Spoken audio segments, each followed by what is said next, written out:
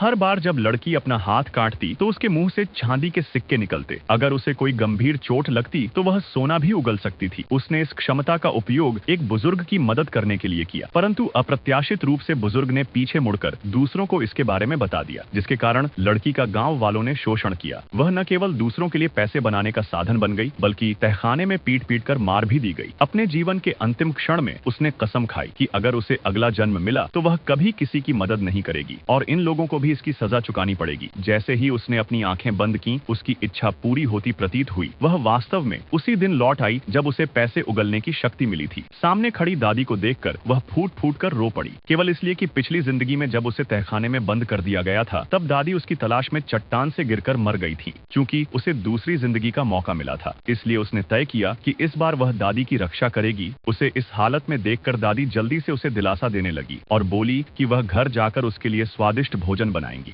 दादी के जाने के बाद उसने याद किया कि पिछली जिंदगी में उसे पैसे उगलने की शक्ति कैसे मिली थी। जब एक धन वृक्ष प्राचीन कुएं में गिर गया था, गांव की अकेली वैद्य होने के नाते उससे पानी की गुणवत्ता जांचने को कहा गया। जब उसने पानी का एक घूंट पिया तो संयोग से उसे यह शक्ति मिल गई। यह सोच ही रही थी कि तभी एक बुआ भागते हुए आई और प्राचीन कुएं का पानी जांचने को कहने लगी। उसने नहीं सोचा था कि यह इतनी जल्दी हो जाएगा। उसने तुरंत हाँ कर दी। तभी दादी खाना बनाने जा रही थी और इसी कुएं से पानी लेने वाली थी। यह पता चलते ही लड़की ने दादी को रोकने की जल्दी की। उनका चम्मच बाल्टी में फेंकते हुए कहा कि यह पानी पीने योग्य नहीं है, लेकिन पास खड़े एक गुंडे ने असहमति जताई और कहा कि सब लोग तो रोज यही पानी पीते हैं और कोई समस्या नहीं होती। फिर उसने चम्मच उठाकर कुएं का पानी बड़े घूंट में पी लिया। यह देखकर लड़की ने संतोष की मुस्कान दिखाई। थोड़ी देर बाद गांव का मुखिया कुछ लोगों के साथ आया। लड़की ने कहा कि पानी बिल्कुल ठीक है और गुंडे ने अभी अभी पिया है और वह ठीक है। यह सुनकर मुखिया निश्चिंत हो गया। तब लड़की ने सुझाव दिया कि सभी को मुफ्त में स्वास्थ्य जांच करवानी चाहिए। मुखिया तुरंत मान गया और गांव वालों से सहयोग करने को कहा। बाद में सभी गांव वाले उसके क्लिनिक के दरवाजे पर आए। तब लड़की ने सुझाव दिया कि सबसे पहले गांव के गुंडे की जांच होनी चाहिए। उसने सोचा समझकर एक कुर्सी भी लाकर रख दी। किसी को पता नहीं था कि उस कुर्सी में पहले से कीलें लगी हुई थीं।